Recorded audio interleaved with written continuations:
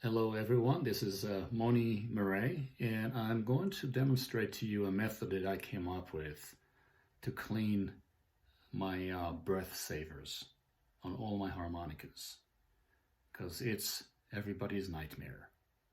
So I'm going to begin showing you what I use and the methodology behind it, and hopefully it will help.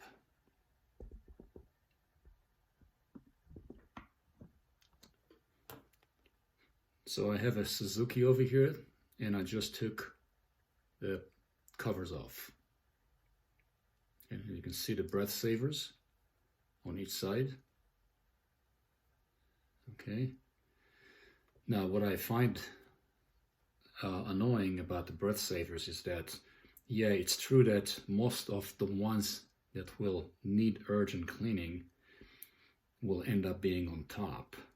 And these are the blow reeds. And of course, when you exhale, your moisture, your saliva, mists up. And since you're blowing air through them to make the sound, they're the more likely to get sticky after a period. However, that mist that you're projecting that passes through your blow reeds, they also coat the draw reeds, and so sometimes you'll feel that a reed gets sticky when you inhale. When that happens, you need to take the plate off and clean the underside, the interior side of all your draw reeds. So I'm not going to get into that, but later on I will take the plates off, and one at a time I will clean my valves, or breath savers, as they're referred to. So I came up with a little gimmick that I use, and it's very easy to make. And I take the cleaning rag that comes with every harmonica, and I cut a narrow strip. Narrow strip is about 2.5 inches long, and it's a bit tapered, and I'll show you what I do with it in a second. So you got that little piece of cloth, and now you have a piece of plastic, a real thin piece of plastic. It's probably going to be pretty hard to see, okay? And this piece of plastic is cut just wide enough to go under a breath saver. And I'll show you how I lift them with a cloth wrapped around it. And when you clear the breath saver, it should pass between the two draw reeds and not get hung up on the rivets, because then you'll have some fabric pulling off your cloth because of the sharp corners, and you don't want to have any fine material from the cloth penetrating or settling under your reeds. So that's very important. So once I have these parts ready here, that piece of plastic, and you can see that it's cut a little bit wide on one end. This is the grip end, and it narrows and slightly tapers to a point, but the point has to have a straight edge, if I can demonstrate that against a dark background. Okay, now the cloth, I marked it. I marked the middle of it with a line here with a pen, you know, so I know there's the word wet on it, because I'm going to wet it. So I put the edge of the plastic tool that I made right on the line in the middle here, more or less, and I wrap it over the leading edge of the tool. You feel the edge, stretch both ends nice and tight, because you want the leading edge to stay where it is just by tensioning it. I'll pull a little bit of fabric.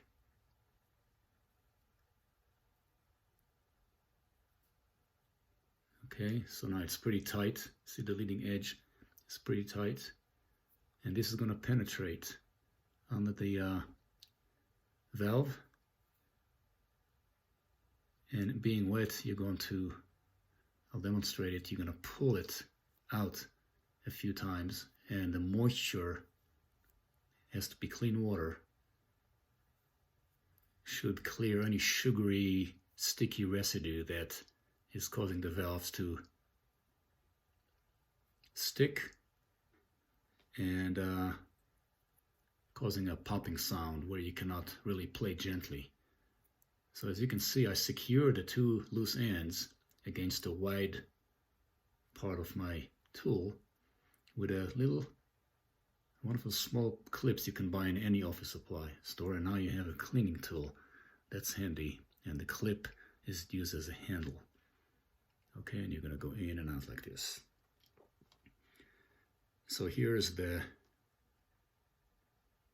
harmonica with the plates exposed, so I'll clean both of them on the outside. I'm not gonna show you how I clean all of them, I'll just give you a demonstration of how I do it, and you have to do it very carefully. Now mind you, while you're doing it, you gotta make sure that you protect the valves that are underneath. This is the same when you're gonna take the plates off. You wanna have a real smooth surface, so when you lay the plates down, you're going to have a very slick surface that's not going to catch and bend your breath savers. So I use the cover of a jazz book here, okay, because it's very slick, but anything will do that's slick. The harmonica can slide on it and it will not catch your breath savers and bend them out of place. Okay, so this is my working surface. Okay, excuse me the angles, it's really hard to point down where I work. So the camera is kind of teetering precariously right now, but anyway, so now what else do we need? I have a handy Lee Oscar harmonica system toolkit that I got many years ago, and it has a lot of different tools that you can use to tune a harmonica. And I also added a couple of items to it. But anyways, you can also use one of those eyeglass repair kits or jeweler's repair kit, you know, that has screwdrivers, Phillips, and flats. Okay. So this is my Phillips here, Phillips end, because most harmonicas require a Phillips. Okay, so that's what I use. It's not part of the Lee Oscar toolkit, but I like it. Lee Oscar toolkit has just a Phillips screwdriver, a regular one, which is fine. You can use that. Another thing I'm using is a little spray bottle, a tiny one. I don't know, I got it somewhere, maybe at a drugstore, and I marked water on it. And basically, this is what I use to wet my cleaning tool. Okay, I don't do it over the harmonica, but I take it off to the side and just give it a couple of pumps, make sure that it's soaking with water, but you don't want it to be dripping, you know, so I'll do it away from my harmonica and give it a couple of pumps on each side, 2-3 pumps, and now the cleaning tool is moist. Okay, you can actually feel that it's moist. Okay, now we're gonna go to the reed. So in order to get the reed to open, you need to have something very thin. You can use a pin or a needle, or in my case I use a gauge that's in the Lee Oscar harmonica toolkit, or There's also another device here that you can adjust the gap on your reeds. So anyway, I go in here and I lift. See, I lift the valve. See, gently, and it allows me to insert my cleaning tool in hole number 1. Okay, gotta remember which one is top and which one is bottom.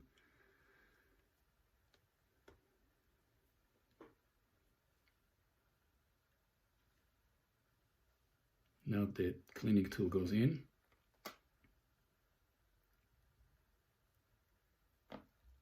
And I put my finger on the breath saver gently and pull out. So what I'm doing is I'm wiping clean the plate and the underside of the breath saver a few times. Okay. Don't push too far in and bend. Just, you can go far enough. As long as you cover 70% of your breath saver, you should be okay. And pull it out. That's all. And you just do one valve at a time like this, making sure when you handle the harmonica not to put your fingers. Don't grab the harmonica like this, always from the sides. And I'm gonna do one hole at a time. Don't need to dry it, just wet. And as it evaporates here in New Mexico, the air is very dry, so I have to add water every 2 or 3 times I do a reed. Okay, a couple of pumps. And we'll go to hole number 2.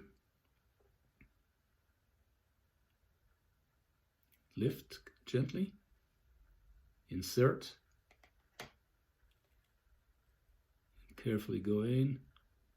Make sure you go under the white stuff and not between the plastic and the breath saver itself.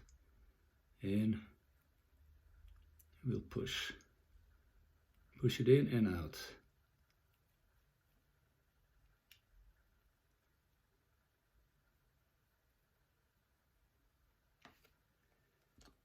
So that's it.